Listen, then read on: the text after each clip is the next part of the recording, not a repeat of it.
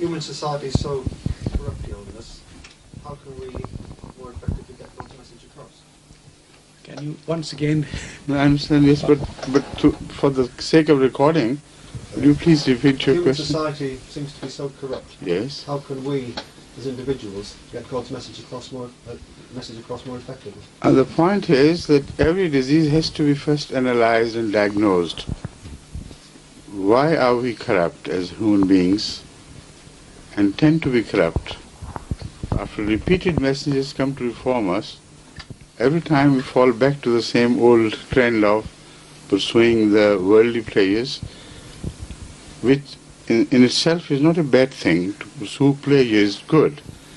But when you are given up to pursuit of pleasure, then right and wrong are all forgotten. Then you must have it, like addiction. So it is that part of pleasure which is condemned by God. Otherwise, everything pleasant is good for his servants. But when it is at the cost of someone else, then pleasure causing pain to others is what is rejected. But why are we so corrupt? That has to be analyzed. And unless we reach the root causes and begin the cure from there, just the superficial treatment would not mean anything. Yesterday I discussed this matter with some would-be member of parliament who had also come to attend my question and answer session. And he was deeply concerned about what was happening in Britain. The moral degradation, the rise of crime, and lack of sensibility to others' pleasures and sufferings. And I told him that you should have learnt your message from the most beastly killing of the innocent children in Scotland. Just to talk of superficial changes in the law and go for legislative reforms or give to strengthen the hands of the police is not at all a relevant answer to that problem. That problem lies elsewhere and deeper in your society. It has a relationship with the overall rising crime of child abuse. And generation after generation things have been happening where people grow up with a sense of suffering and inferiority complex at the hands of their elders, at the hands of the society around. So they nurture these passions of revenge quietly until they burst into a flare of what you saw. He was not a madman, because madmen don't show cruelty to children. He was not a sane man either. He was on the borderline of madness and sanity, and he was in fact a distorted image of the society, which was going. Now, you do not reform your television programs, you do not put restrictions on what is to be shown or published, and how people's private lives are probed and why should they be probed by the media and so on, when the royalty itself is not safe, not because the royalty has a special right, but it becomes a focus of attention of all the people. What happens there, what is tolerated there, is tolerated at every other level, even more so. So there are many things which are wrong and which are getting more and more twisted with the passage of time. No legal reformation is the answer. You strengthen the hands of the police, and the police itself is a part of the whole society. And unfortunately, the standard of police is not at all the same as it was years ago when I was here. I was here as a student. So things have to be analyzed cool-mindedly, not politically, but wisely, at a forum of people from all walks of life and their representatives participating in a meaningful search for truth and search for the right measures.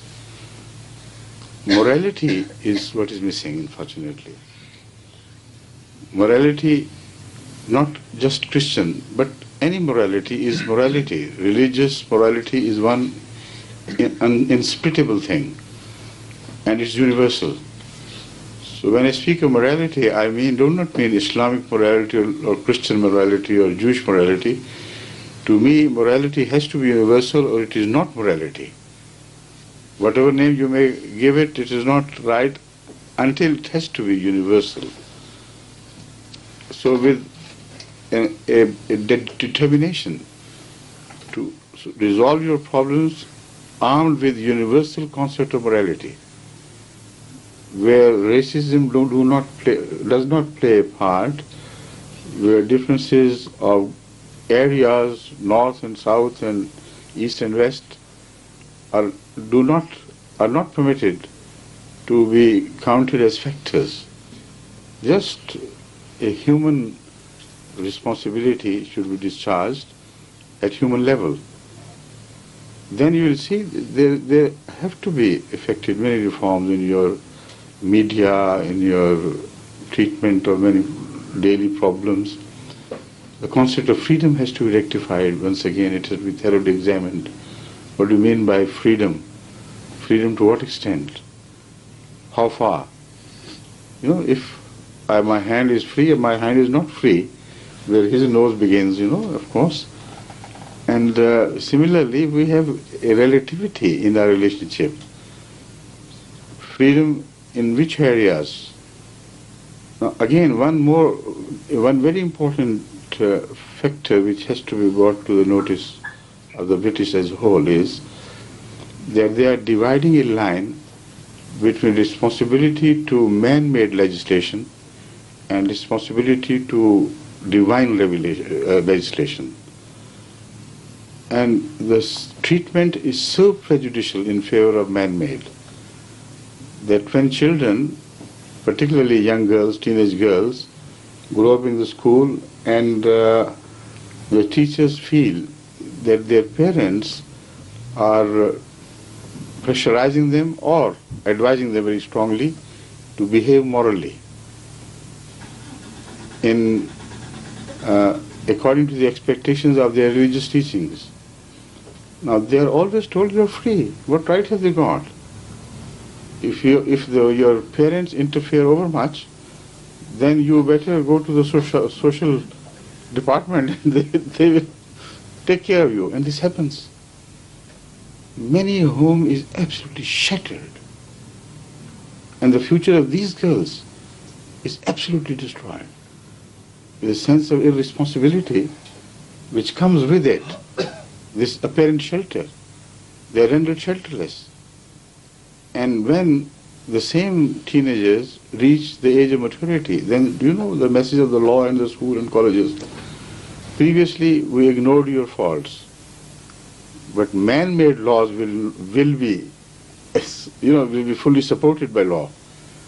And if you violate the laws, now you will be punished. A strange thing. When they mature, they are told not to take care at all, not to take care in the least of what God expects them of moral behavior. But what society and the state expects them of the man-made law, which are of course defective everywhere. And this is why they keep on changing and yet they do not serve full purpose. They must be respected. So when you divide a line between moral values and the state values, then ultimately the state values do suffer. This is the simple message which simply, I don't know how they afford to miss.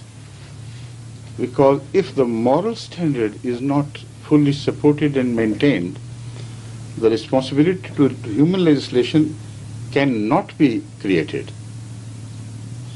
So a religiousless society, an immoral society, will not be responsible or will not feel responsible to the man-made laws. As long as they can steal and do things in hiding, they will continue to do. This sense of responsibility only comes from moral teaching, religious moral teaching.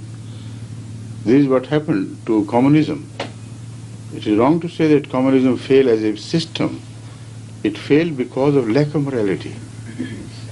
The very system was in the hands of those who were immoral, who had no moral values. So why should they not turn the system to their own personal advantages? That is what happened in Russia. That is what brought the downfall of all communist regimes everywhere. So this is a message which had to be learned, and you should go deeper into the root causes, and then let's pray and join hands in everything good which we may bring about in the society together. Right?